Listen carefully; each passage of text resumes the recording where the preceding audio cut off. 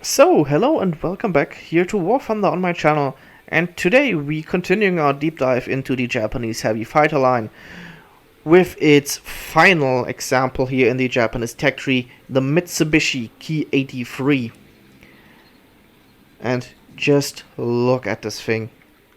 This thing is absolutely gorgeous. Easily one of the most beautiful aircraft ever designed, and in my opinion the most beautiful heavy fighter to have ever been built.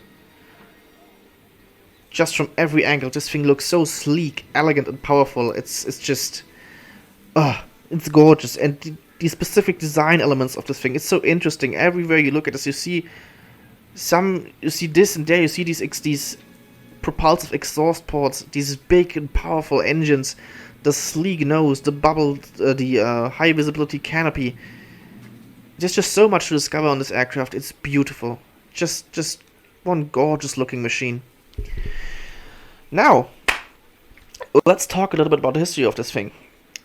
This aircraft was envisioned as a long-range escort fighter, so not too dissimilar in terms of operation to the P-38 Lightning.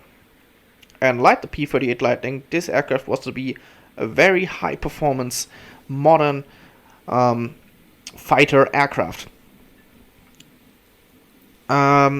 It's the Ki83 stems back from a design specification from 1943 calling for a long-range escort fighter. And Mitsubishi tasked one of its designers, his name was Tomio Kubo, to develop such an aircraft. Now, Tomio Kubo was the perfect man for the job, because he had, before that, designed the Mitsubishi Ki86 Dina, which is a fast reconnaissance airplane that sadly we don't have in game yet, since reconnaissance aircraft don't right now have a role in War Thunder, although I hope that changes one day, especially since we now have reconnaissance drones. Why not have true reconnaissance aircraft? Stuff like the C6N1 or the Ki-46 would be perfect for such a role, although it would be kind of difficult probably to fit them into the game player controlled wise, because what is a player gonna do? Just get reconnaissance? How does he get points for that? That's a thing for another video. Let's talk about this thing.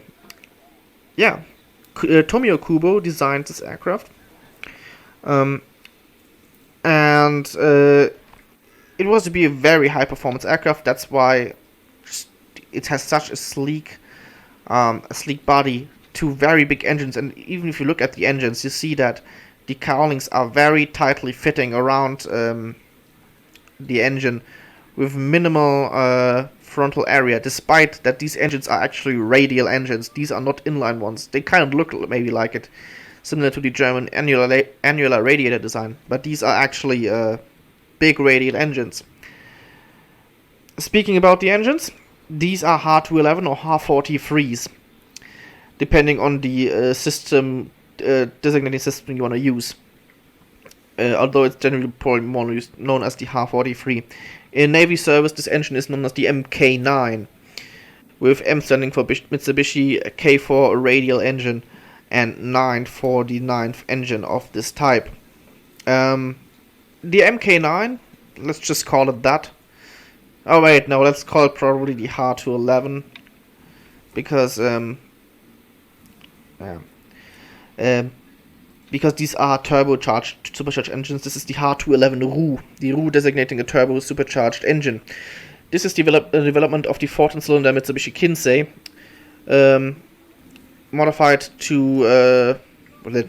developed into an 18-cylinder design with a turbo supercharger pumping out a pretty powerful 2,200 horsepower. The aircraft has a turbo supercharger, which is mounted here in this section in the nacelle, and you can see the outlet of this turbo supercharger right here. And this is just one of the interesting things. You see this intake, you see this the exhaust, let's call it that, and it is arranged in a way to give maximum, to give the little bit of extra thrust, to give this thing just even better performance. That's something the Japanese did during the end of the war in the later designs quite often. They mounted these so-called propulsive exhaust stacks. You also see them, for example, in the Ki83, in the Ki84. And this was done to just, if you have like a one big single exhaust, you don't get that much, well, the thrust that is generated through these smaller pipes, it generates just that little bit more of a forwards thrust to give the aircraft just a little bit of extra speed, because at the time these aircraft were designed, the principal design philosophy had shifted from maneuverability to speed being an aircraft's biggest weapon in a dogfight. That's why a lot of these high performance late war aircraft, they focus speed over maneuverability. And the Japanese did that as well, and they probably achieved the best blend of maneuverability and speed in aircraft such as the N1K, Ki-84, or even here the Ki-83. Still talking about the engine, the Ha-43 was the counterpart to the Nakajima Homare engine, which is generally a much more famous engine used on the Ki-84, N1K, C6N1, and I think also on the P1Y Ginga bomber.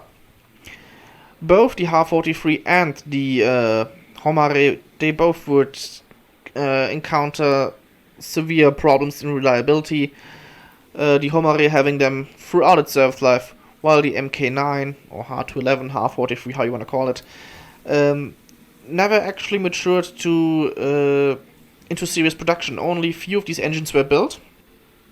It was intended to power a number of some of the oncoming aircraft projects, such as the Ki-83, but also, for example, the Japanese, the Navy's J-7W Interceptor. It was a very promising engine, but the war ended before it could really mature.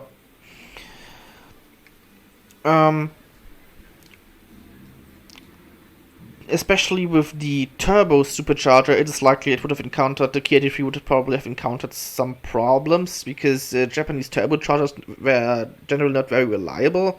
They had constant issues with overheating, and I would imagine that if in this confined space, the aircraft would tend to overheat. This is something we see in game, so it's very. It makes sense that this would happen in real life, seeing as how a lot of the high-powered aircraft, or the few that were powered with turbo superchargers in the Japanese Navy or Army, they had problems with overheating. Especially if you also consider the tight-fitting cowling. If you look at an Ha-43, there are pictures available online. They try to kind of fix this with building a fan blade behind the propeller. I don't know if this aircraft specifically had it, but the online pictures of the Ha-43 certainly show it. It very, very closely resembles the system on the BMW 801, and it's easily to mistake an Ha-43 actually for an 18-cylinder BMW 801. In that regard, at least. Yeah. Starting in in November 1944, the 18th to be exact, the Ki-83 took to the sky for the first time and displayed remarkable handling and performance. Problems noted were flutter or structural deficiencies in the tail, which is why these small braces were added under the horizontal stabilizers. But the aircraft displayed remarkable speed and maneuverability. Despite a wing loading of 263 kilograms, the aircraft was maneuverable, and thanks to its two very powerful engines, had a favorable power-to-weight ratio of 0.21 kilograms per horsepower per kilogram, which is actually almost on the same level as aircraft as, for example, the Ki-44, which, if you remember, we talked about it in one of our previous videos, was a very light and high-performance aircraft. This thing, the Ki-83, being much heavier, but having two of these very powerful engines, it achieved basically the same power-to-weight ratio almost. giving it good acceleration, something you also see in the game. Thanks also to its big four-bladed propellers, giving the aircraft excellent performance, with a top speed of 705 kilometers being recorded, and the aircraft being able, famously, to reportedly, to be able to execute a 671 meter loop in just around 30 seconds.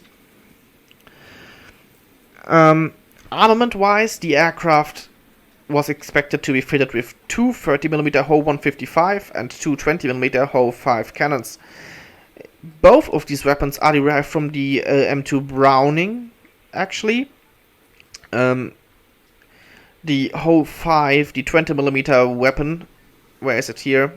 Firing at a very fast 950 rounds per minute. We talked about this in the Ki102 video. But more interesting probably is the Ho 155. Firing at around 450 rounds per minute. This thing was developed from the Ho 5, upscaled, so it still uses the basic M2, the 1921 Browning aircraft machine guns operating system. Firing 30mm ammunition at roughly 750 meters per second, so that's decent. Not as fast, obviously, as the Mk103 fires its rapid shells, but still good enough. With a, well, I wouldn't say good ammo count, 80 rounds for the 30mm gun, respectively, and, 160 for the 20mm gun, which for an aircraft of its size is actually not too much. But anyways, they needed more space for the fuel tanks because, as we said, this was to be a long-range escort fighter. And range it certainly did have. Its range was I can't speak today.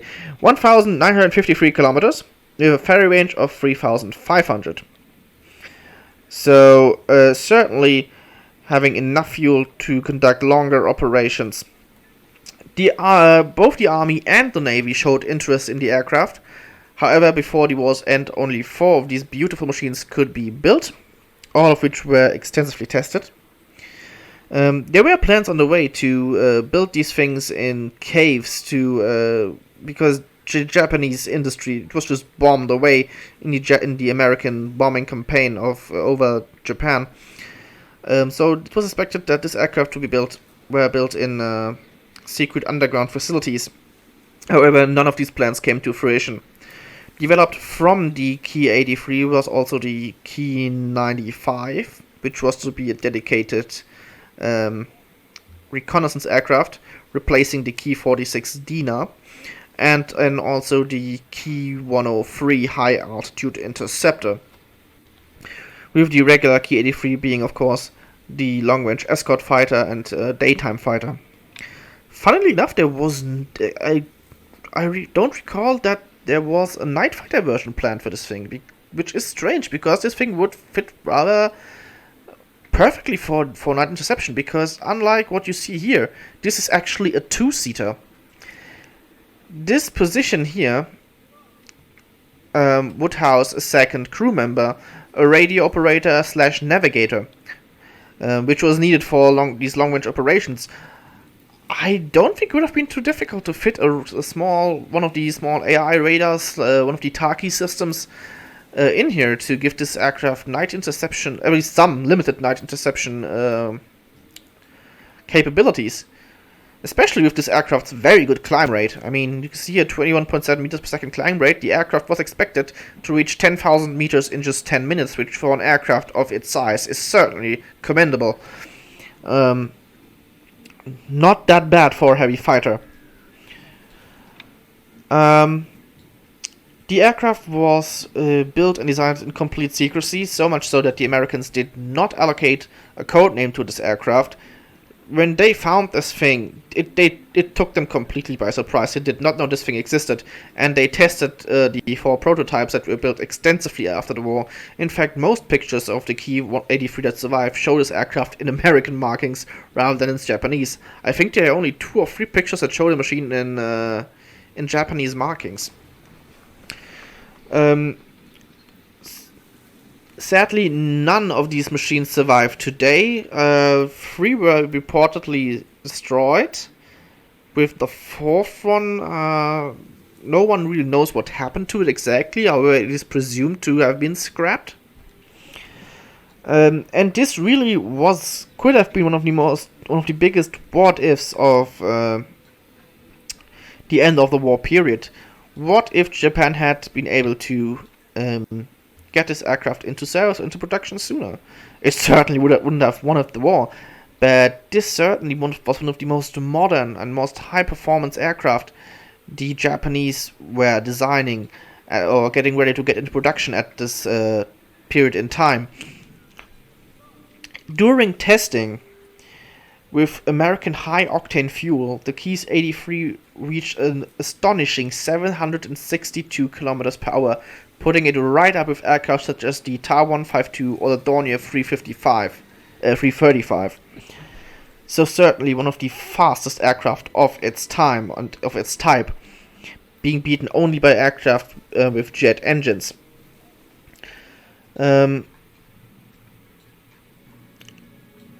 Yeah, and I think that covers most about the Ki-83. Let me check my notes. I think we covered everything. Speed, yeah. So yeah, that's the Ki-83 for you. Not that much known about this machine, but then again, it never really entered service, and it is they remain prototypes only, which, well, probably is a good thing, because at least for the Allies, because this really was a very astonishing performer. Certainly one of the fastest aircraft the Japanese had at the time. Now let's talk about the aircraft in game. It sits at a battle rating of 6.0, so very high in the Japanese tech tree. It is the pinnacle of the Japanese heavy fighter line, following the J5N1, and is a rank 4 aircraft, so you can easily rank out rank 4 and rank 5 machines with this thing. And let me tell you, you won't find much better grinders, because this is really an astonishing machine here in War Thunder. Easily the best heavy fighter in the Japanese line. I dare to say that this is the best heavy fighter in the game. Yes, it even beats out the Ta-154. This thing really is astonishing. Speaking about skins, this is the skin you can obtain on the market. It's pretty cheap to pick up and looks pretty beautiful. It's one of the Indochina skins.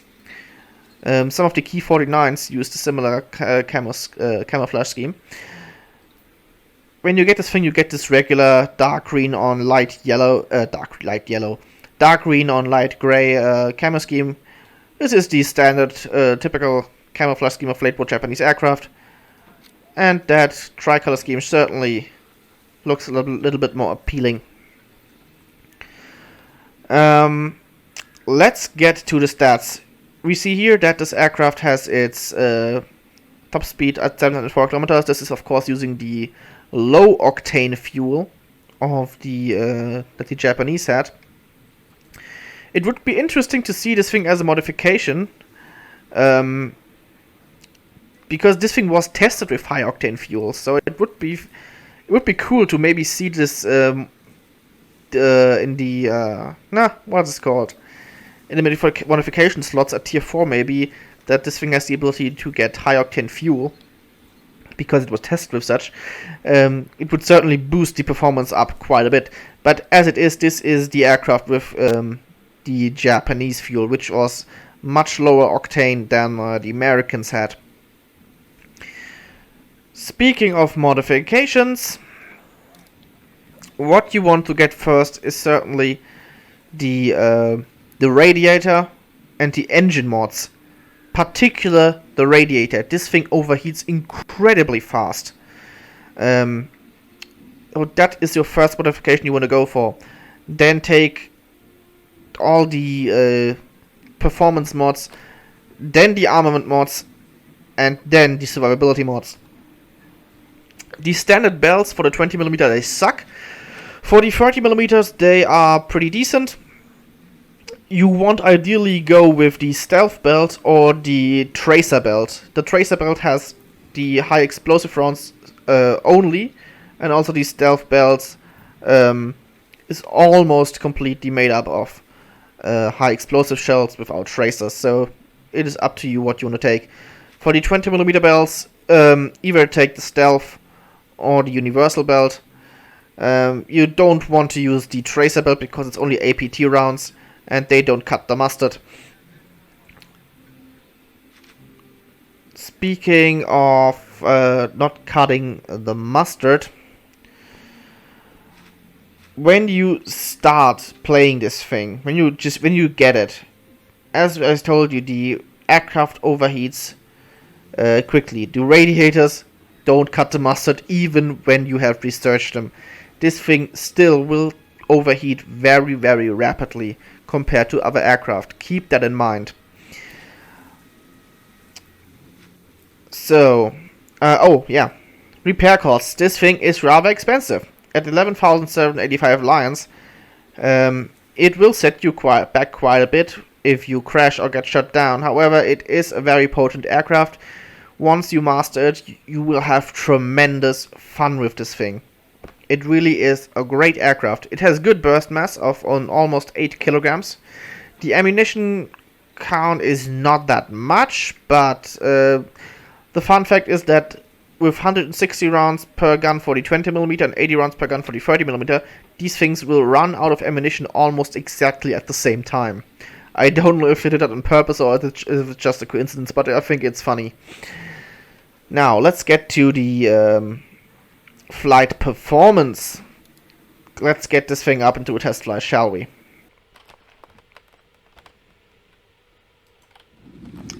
Okay then, let's show you how to fly this thing. First things first, flaps. The Ki-83 does not employ regular flaps, it has so-called Fowler flaps. Unlike your usual flaps that just drop down, Fowler flaps move to the trailing edge of the wing and then drop down, thereby increasing the wing area, increasing the lift, and decreasing the wing loading. Wait a sec. This is what makes the Ki-83 so maneuverable. These Fowler flaps, the amount of lift they generate, they significantly improve the turn performance of the Ki-83, and this is why you want to fly horizontal maneuvers with the Ki-83 only below 500 km per hour, because remember, the wing loading of 263 kg per square meter is still rather high. However, with these flaps and very powerful engine, it becomes a turning beast. As you can see, I'm here in a sustained climb at roughly 350 km per hour, and this thing, just look at how quickly this thing climbs to altitude.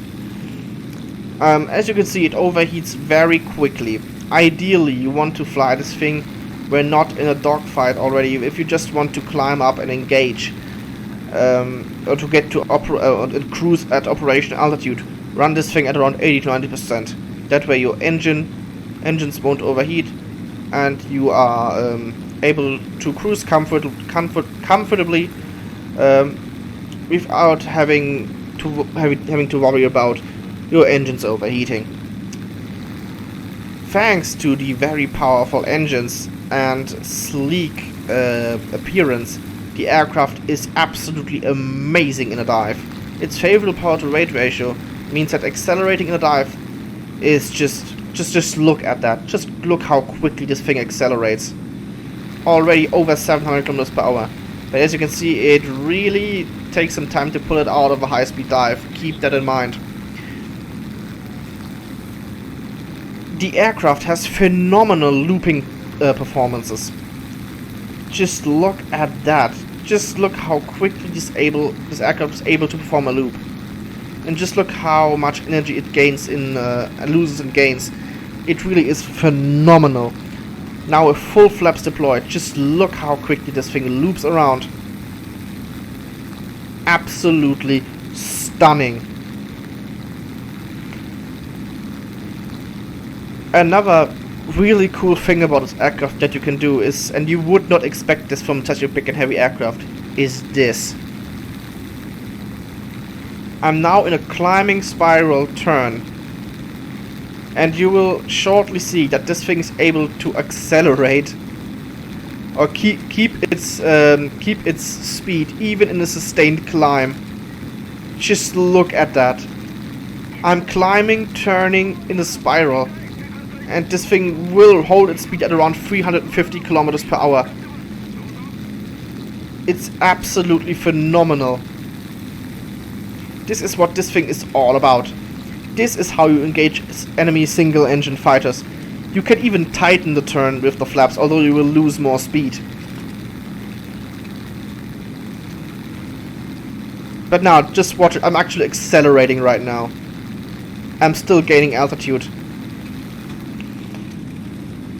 This is how you engage enemy fighters with this thing. Single-engine fighters, if they follow you into a climbing spiral turn, especially of some of the bigger and heavier machines, they won't expect you to be to have such good energy retention, such big power reserves, and this is where you get them. You engage in this climb, in this climbing spiral turn, with or without flaps. I would recommend doing it without the flaps actually. You accelerate, you bleed your opponent's airspeed, eventually he will drop down, then you push E, execute a hammerhead, deploy your flaps to quickly turn inside your opponent, who's ideally be stalling out, and then boom, get him.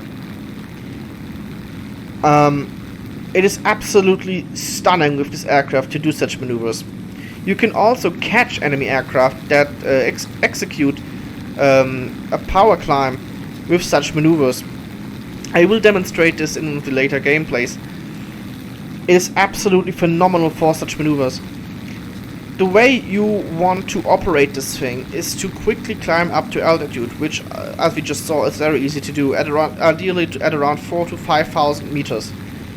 And you want to search for enemy bombers. You will face a lot of Ju-288s, B-17s. These are all easy targets for you, if you know how to engage them. Don't engage them from behind, at least not from straight behind. Ideally, you want to make a high-speed dive on them or engage them frontally. It's also feasible to engage them from below, from their belly, because some of these bombers don't have particularly good defensive positions at the belly, stuff like Lancasters, for example. But ideally you want to be coming in from above at make a high speed pass, and you want to really be shooting from long range. Train yourself for using these guns. They are not too difficult to operate. They have a high muzzle velocity, and you can engage enemy bombers from distances where they don't expect you. That's why I would highly recommend key binding your cannons. That either you fire only 20s or the 30s, especially when engaging bombers. Against fighters you want to use both of these guns. But against bombers, use the 30s, because the 30s have much longer range and the 20s fall off at the distance where the 30s are still going strong. Thereby you would be wasting your 20mm ammunition on bombers. Use the 30s because you really want to engage from long range. The reason for that is that this thing is made up of fuel tanks. If you sit behind an enemy bomber for too long, he will set you on fire. And despite this thing having self-sustaining fuel tanks and armed protection for its pilots, it will still just kill you. So keep that in mind.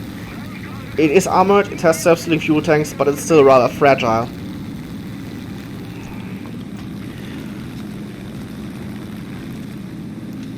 For engaging single-engine fighters, you want to be coming in at high speed, make quick passes, then climb up or force them into a climbing spiral.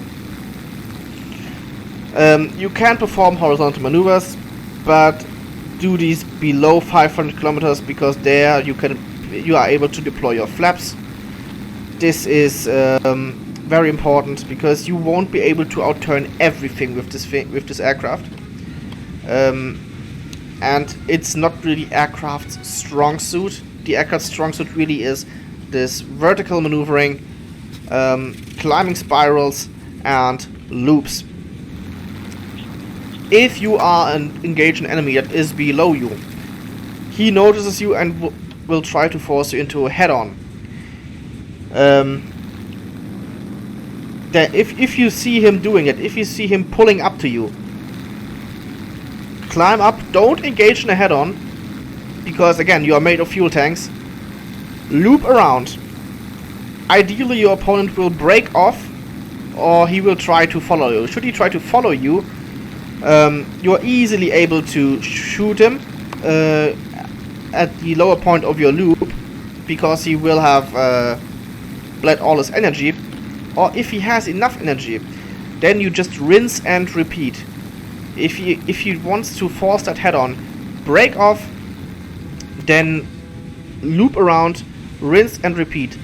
The Ki-83 has such big energy reserves, such powerful engines, that it's not too difficult to do these kinds of maneuvers without losing too much speed. And your enemy will lose a lot of speed. If he will continually try to force these head-ons, you will just bleed his speed ever more with each loop and each faint head-on you put on him. And at one point, your enemy will have bled all of his speed and energy, and he's a sitting duck for you.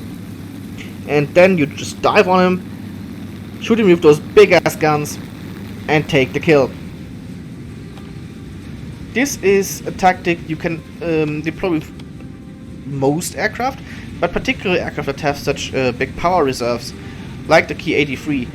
They benefit from such tactics. Never pull through with a head-on. It's stupid. You should not be doing it. There are aircraft that can do it, that are built for it. The Ki-83 is not one of them, despite the heavy armament.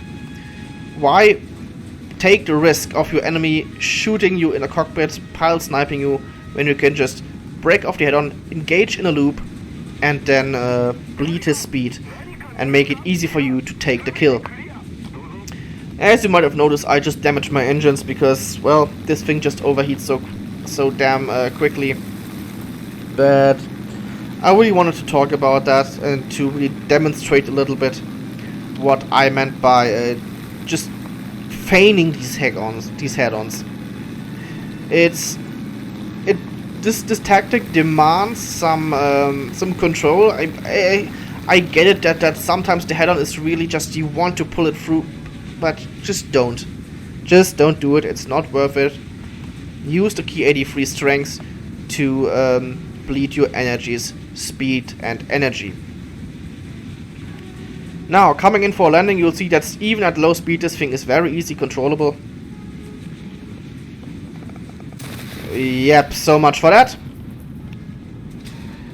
Oh, well, I brought her down in one piece. Yeah, so much for controlling is very easy. Don't land this thing below 180 kilometers per hour. It has fouler flaps, but remember, it is still a big and heavy aircraft. So much so for how to best operate this thing. Let's put these theories to the test, shall we? So we are here in our first match with the Ki-83.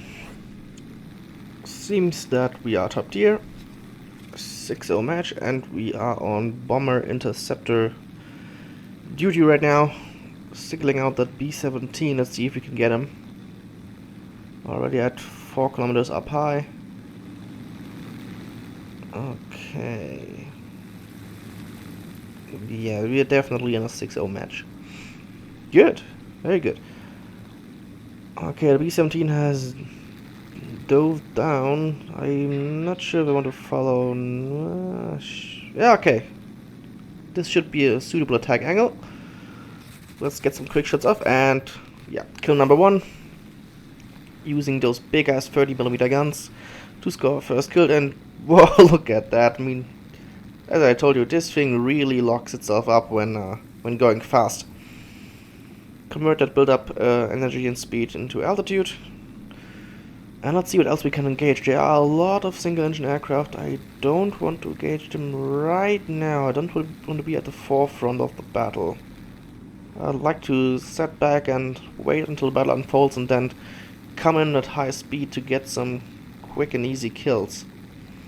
So I'll let my teammates run in first there. We have a P-47 up high. I guess that's an M model. Need to be careful with that. That thing has an insanely powerful engine. Okay, seems that he's engaged, however, might actually get a shot at him. Let's fire a very quick burst and... Yep, oh, actually hit him. Great, kill number 2. Still plenty of ammunition left. Okay, I'm now in a perfect attack position. Poised up high on the battlefield. I can make slashing attacks on anything below me, and what's wrong with that camera? There's an AM-1, that should be an easy kill. Big and heavy attack aircraft. Oh yes, a little bit messy, but got him anyways. Kill number 3 secured. Again, converting it build-up speed into altitude. Although, I think... Oh. Okay, we might loop around. We might have a chance here. F4U seems to be engaged. He might... Ah, okay, he's on fire. Well, anyway, let's follow him in case he puts the fire out. Not gonna shoot him when he's burning. Not a kill stealer like that. Oh, he's put the fire out actually. Okay. Then he's legit kill. And there's kill number 4. Now I'm running really low on, on ammunition. Might be able to get the F2G. My last ammo, if I aim this carefully. He is engaged with Yak 3. Oh, that's perfect. Come on, come on, come on. Come on. Oh, you gotta be kidding me. How can I miss that? Fuck. Missed the ace there. Anyways. Shouldn't be greedy. 4 kills is still better than anyone else on this team. And still pretty damn good, I say. Now let's get this thing back to base and rearm it. Oh yeah, top of the leaderboard, over 2,000 mission points. That's what I want to see.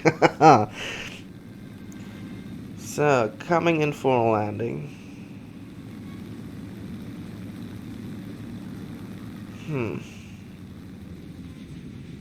I doubt we're gonna be able to engage any other aircraft. I mean, the match is almost over. There's like 1 or 2 guys left. Well, let's get her to slow down. Something this thing certainly doesn't like to do. This thing has very good energy retention. Let's put her into a shallow climb, throw her around a little bit to bleed some speed, engage the... drop down the landing gear and the flaps. And this should be an easy landing here. The Ki83 is one of the more easy to land heavy fighters. There are some that are a little bit tricky to land, like the Me-410. But this one is fairly docile. And just look at those big Fowler flaps deploying. Beautiful. Absolutely beautiful. Oh, almost took off there again. So brake, brake, brake, brake, brake, brake. Yeah, 2 guys left.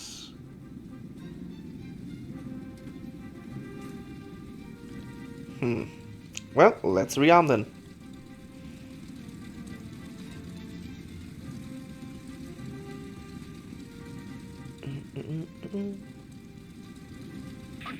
Come on, come on. And off we go. And anyways, we are here up high again. I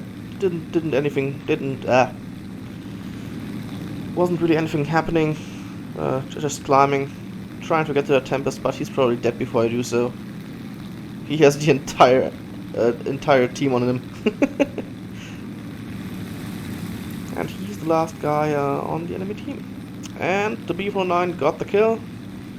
And that's game. Mission accomplished. Yeah, 2,280 mission points. Not bad at all. 4 kills. Almost got an ace there. Ah, can't believe I missed those shots on the F2G. Oh well. Yep, some fairly decent results. Oh, and got it finally spaded. Oh. Oh no, I need to research the guns. So, and here in the next match, this time again we will start trying to intercept enemy bombers. There are 2 Messerschmitt 264 America bombers coming in, and this one is heading right for me. I'm setting myself up for a perfect deflection shot because this is the type of how I want to engage a bomber from below and slightly from the frontal area, getting a good deflection shot in, and yeah, that's kill number 1, easy peasy. Quickly swinging around to get the second one, and here you can see that with flaps this thing really gets to turn. However, I still would recommend this thing taking it more into a vertical turn. That is certainly where it excels thanks to its very powerful engines. So we're trying to get the other Me-264. However, I am not as stupid as to sitting right behind him. He fires a long-range shots, then my plan is to just dive down and come up behind him, because this is a typical Luftwaffe tactic actually, engaging bombers from below, especially British bombers that didn't have any defensive armament on the belly, which made it easy for German night fighters to engage them from below. And this is what we're doing here. Of course, the Me-264 has some ventral guns, or that tail gun, but still, this is the least dangerous approach for me, and I'm quickly breaking off. Set his engine on fire, and he's down as well. Kills 2 bombers, 2 very important bombers. I mean, Me-264s, they can be very dangerous in ARB. So put that threat out of the air, and now it's time to engage enemy fighters. Okay, we are cooling the engine down, running it at 82% power, cruising. Yeah, getting the temperature down. And let's see what we are able to engage. There's one aircraft up high. I am not really confident with that thing around, so let's get ourselves a little bit down below here. Right, that. So, I'd look at the speed we have built up in that short dive. This thing really is one hell of a performer. So there's a Spitfire. I don't really want to. Oh, well, you know what? Let's do it. He's engaged, so we might get a good opportunity to... Whoa, no. We are way too fast. Look at this thing locking up. Ah, damn it. Well, again, we will convert it energy. We will loop around and have another go at it. Ah, forget that. He's dead. Okay, then off to the next target. We still have plenty of speed energy. And the altitude to build up some of that speed if we need to. And the engine's already overheating again, so let's get that temperature a little bit down.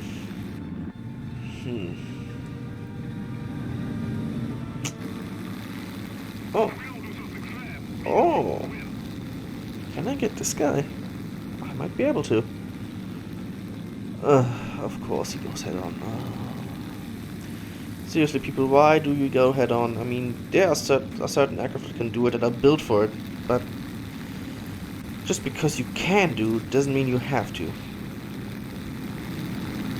Again, we're looping around.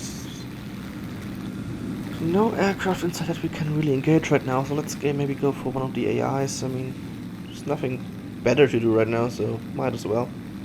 Oh! Oh! A 109. I don't really like to engage 109s. Okay, let's see what he's about to do. There's also Tab 152 left. Okay, we need to be very careful with that.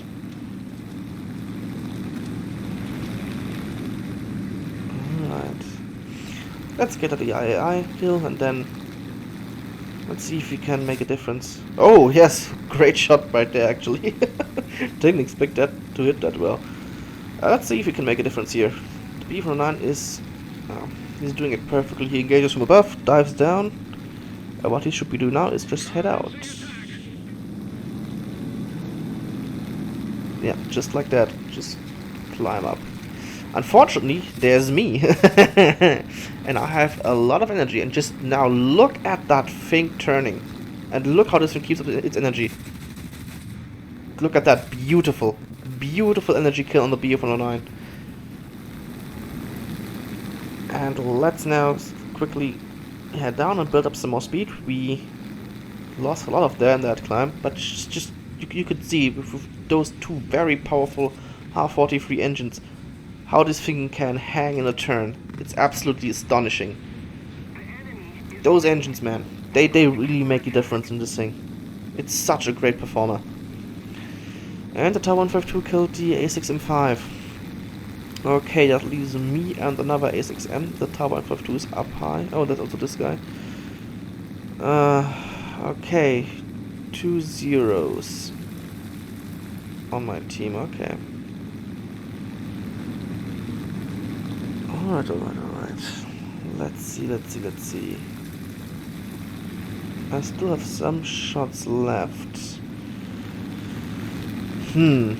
Question, should I go for a quick rearm or shouldn't I? Ideally we should also form up here. Oh! I'm gonna attack that with my last rounds. Come on, and the zero should. Yeah. But give him the advice. He should not go for the J288. That thing will shred him. Instead, he should focus on the TAR-152. Maybe get him into a low-level dogfight. We're trying to do that. If anything fails, I can still help him out. But I am much better suited. Of course, he goes head-on. Alright. That makes things more interesting. Anyways, I'm far better suited to dealing with the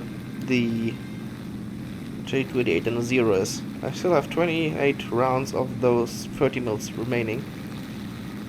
And again here, I am not sitting behind his tail. I'm waiting until I am above him to make a quick pass from above, lob some shots in, and then quickly head out. I don't want to... I'm trying to spend as little time as possible behind this guy's tail, because J288s, they have very potent rear gunners. And I'm throwing this thing around, trying to throw off the aim of the enemy gunner. Okay, let's quickly dive behind him, get some shots off. Perfect. And now quickly head away. Oh, yeah, he's already hit us. And my engines are... yeah, they have taken damage from being overheated. But base is pretty near. This should be easy. Just making a quick landing, getting ourselves rearmed with ammunition, and then let's see if we can help the Zero out and engage in the TAR-152, because that guy is still up. Again, throwing her around to bleed that airspeed to go in for a smooth landing. And gear out, flaps down.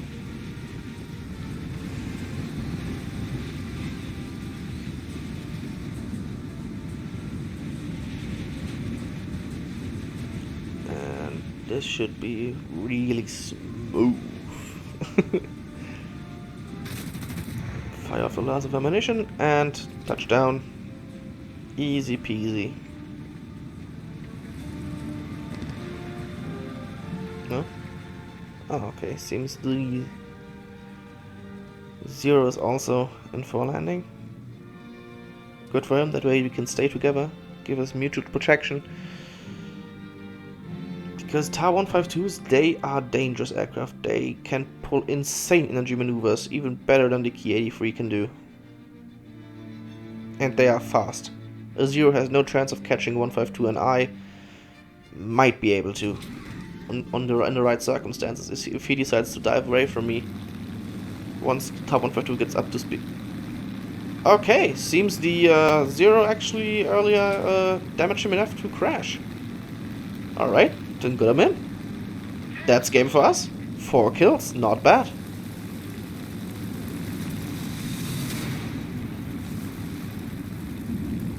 So let's see those results. This should be pretty good.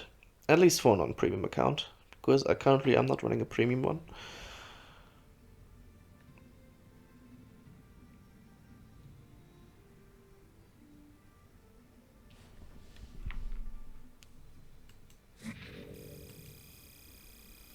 And that looks pretty good.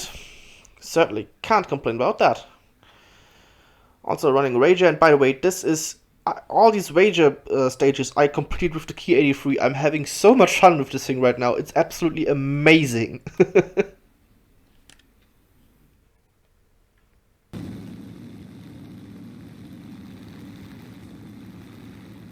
And for our last presentation, we are here in an Uptier of the Ki83, something you won't see that much. 6.0 generally tends to be down tier, but still it happens. So we are facing jets. We even have an Su-11 on our team. And there's a Type 152 coming our way. I don't want to engage him at these kind of circumstances. There are plenty of targets down below which I can dive on. Let's single one out. There is an L2D. I'm becoming a little bit too fast here. Oh, and a Tiger Cat. That's an important target. The Tiger Cat is basically the American counterpart to the Ki83, although in my opinion not even nearly as good. And yet still 0.7 in BR higher, for whatever reason. But we're still coming in way too hot. Let's loop around, bleed some speed, and re-engage. Okay, the Tiger Cat is down. Oh, but there comes the 262. Oh, we might have a chance for a jet kill here. We should be able to pick up just enough speed to catch him. Oh, and he's killed the Su-11. Good for him. But unfortunately, that is gonna be the end for him.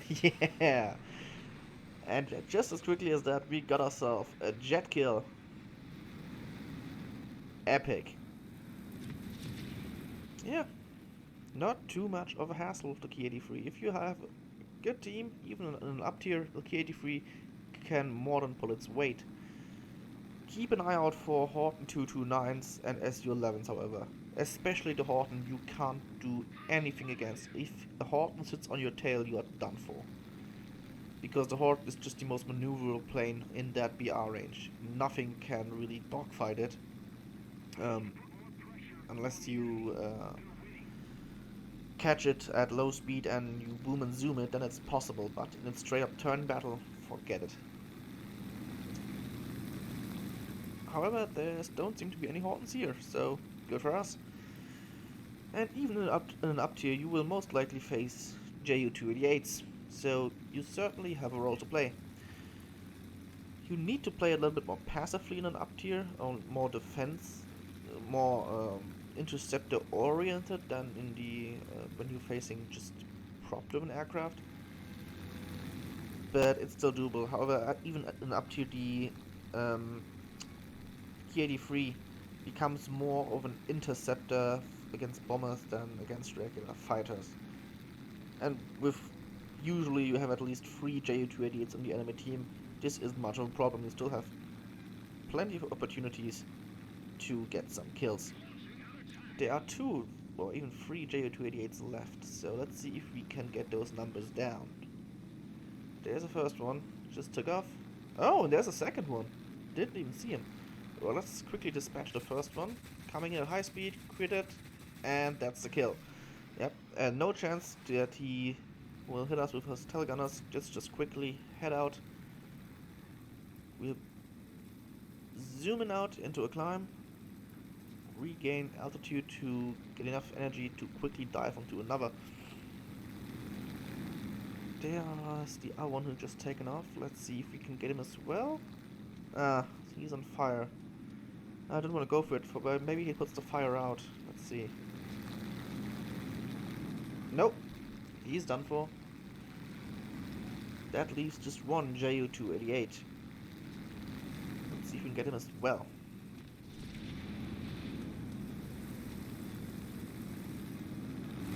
And we have skipped ahead a little bit. Need to just landed and I'm now waiting for him to take off and get the kill. I mean, he could just J out, save himself the trouble, but doesn't seem he wants to do it, so we'll loiter around this area and see if we can catch him.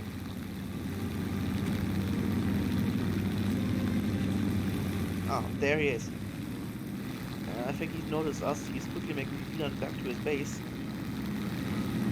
And normally I would just let these guys let J out, but this is a Ju-288, and we all know how we hate this thing, so I want to get the kill on that guy. And this is very dangerous. We're very close to his airbase defenses, but we might just pull it off. Coming in at max speed. Come on, long range engagement. Boom, got him. And let's quickly head out. We've already been hitting the engines and oh, leaking fuel and oil and it's getting fuck! We are on fire. We're on fire.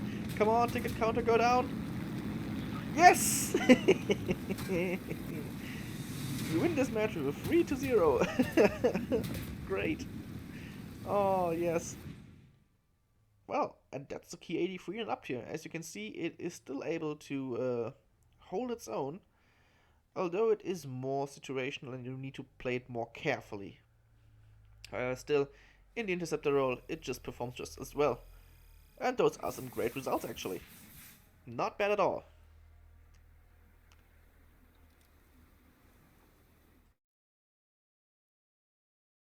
So then, that's it for the Ki83. Really a phenomenal machine, one of the best high-tier prop-driven aircraft that there are in the game in my opinion. I thoroughly enjoyed flying this thing out, and it really has become one of my favorite ones in the Japanese air tree. This is just such a good aircraft, and once you have go down the Japanese heavy fighter line and played some of them, you will have no difficulties flying the Ki83. It really is a great machine. So then, I hope you enjoyed this guide, and I'll see you on the next one.